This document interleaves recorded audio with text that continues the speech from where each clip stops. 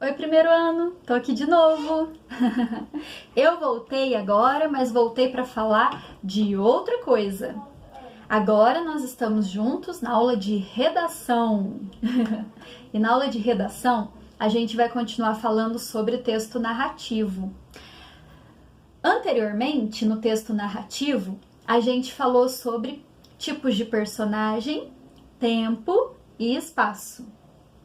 Agora a gente vai falar sobre o foco narrativo. Então a gente vai falar sobre o narrador, né? Bom, em uma narração, em uma história, o foco narrativo é fundamental para a estrutura dessa história. Então, ele é o ponto de vista pelo qual a história é contada. Esse foco narrativo pode ser interno ou externo. O que isso significa, gente? Significa dizer que o foco narrativo interno é quando ele acontece dentro da própria história, pelas próprias personagens dela. E o foco narrativo externo é quando a história é narrada externamente por alguém que não faz parte dela, certo? Então vamos conhecer melhor aí. No foco narrativo interno, a gente tem o narrador em primeira pessoa, também chamado de narrador personagem. É quando ele participa da história e também conta, certo? Esse narrador personagem pode ser dividido em dois tipos. Nós temos o narrador testemunha e o narrador protagonista. O narrador testemunha é quando ele participa da história, só que ele não é a personagem principal. Então, ele acompanha todo o desenvolvimento da história, mas sem estrelá-la. A gente pode dar como exemplo a história do Sherlock Holmes. Vocês já leram ou assistiram alguma coisa? Quem conhece um pouquinho da história do Sherlock Holmes sabe que ela é narrada pelo Dr. Watson, que é o fiel companheiro do detetive Sherlock Holmes. Então percebam que ela é narrada por uma personagem, só que essa personagem não é a protagonista. Então ela é testemunha.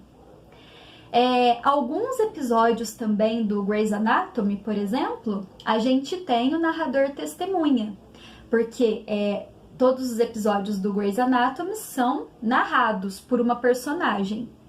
Às vezes são por personagens protagonistas e às vezes por personagens secundárias. Então a gente também tem o narrador testemunha, certo? Dentro da narração em primeira pessoa, nós também encontramos o narrador protagonista. É quando essa personagem participa da história e é a mais importante, exerce um papel fundamental, sendo que a história toda gira em torno dessa personagem, que é o que a gente chama de protagonista, né? Então a gente tem exemplos, por exemplo, no Dom Casmurro, quem narra é o Bentinho, que é o protagonista da história. Lá na história da Tropa de Elite, naquele filme, quem narra é o Capitão Nascimento, que é o protagonista da história. O Grey's Anatomy também traz a narração com narrador protagonista na maioria dos seus episódios. Tem aquele seriado também, You, traduzindo, né, o Você, também traz narração em primeira pessoa com narrador protagonista, certo? Então são exemplos que a gente tem de narradores protagonistas aí na nossa realidade, certo? E eu tenho certeza de que vocês conhecem vários e vários outros, né? Os exemplos que eu tô dando aqui é só para ilustrar um pouquinho. Então, essa é a narração em primeira pessoa. Bom, a gente também tem a narração em terceira pessoa. A narração em terceira pessoa é quando o narrador não participa da história. Ele simplesmente acompanha o desenvolvimento dela, certo? Ela também se divide em duas partes.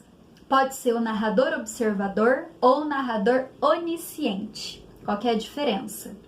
O narrador observador é aquele que mantém uma distância mesmo da narrativa, e ele só conta aquilo que ele observa. Então ele não está acompanhando todos os lugares dessa narrativa, todo o desenvolvimento dela. A visão dele é bem restrita e limitada. Então a gente chama de narrador observador, que a gente vê em várias histórias, né? Na maioria.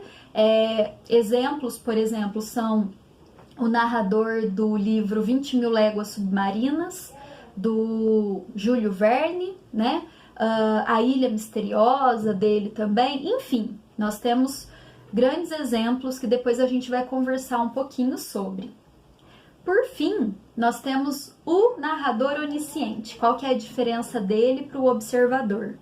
O narrador onisciente tem duas características importantes: a onisciência e a onipresença. Olha que chique! A onisciência faz com que esse narrador saiba de tudo que acontece na narrativa. Apesar dele não participar da história, ele conhece tudo. Gente, quando eu falo tudo, é tudo mesmo. Ele conhece os pensamentos e os sentimentos de todas as personagens. Ele tem total ciência de tudo que está acontecendo ali, mesmo não fazendo parte da história.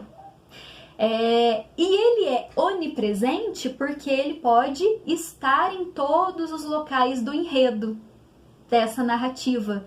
Então, ele domina realmente esse texto, ele domina essa história, só não participa dela.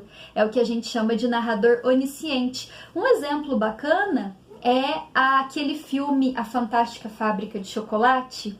Tem um narrador que vai conduzindo a história e esse narrador sabe de tudo, de todos os sentimentos e pensamentos que as personagens vão tendo ao longo do enredo, né? Ao longo da narrativa, certo? Bom, eu espero que vocês tenham entendido um pouco melhor sobre o foco narrativo. Lembrem do foco narrativo como sendo uma câmera.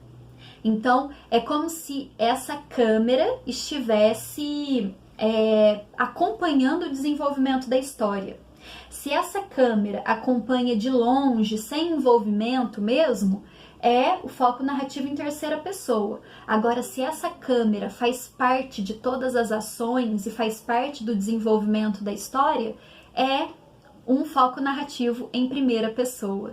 Certinho, pessoal? Um beijo no coração de vocês. Até a nossa próxima aula. Fiquem com Deus. Tchau, tchau!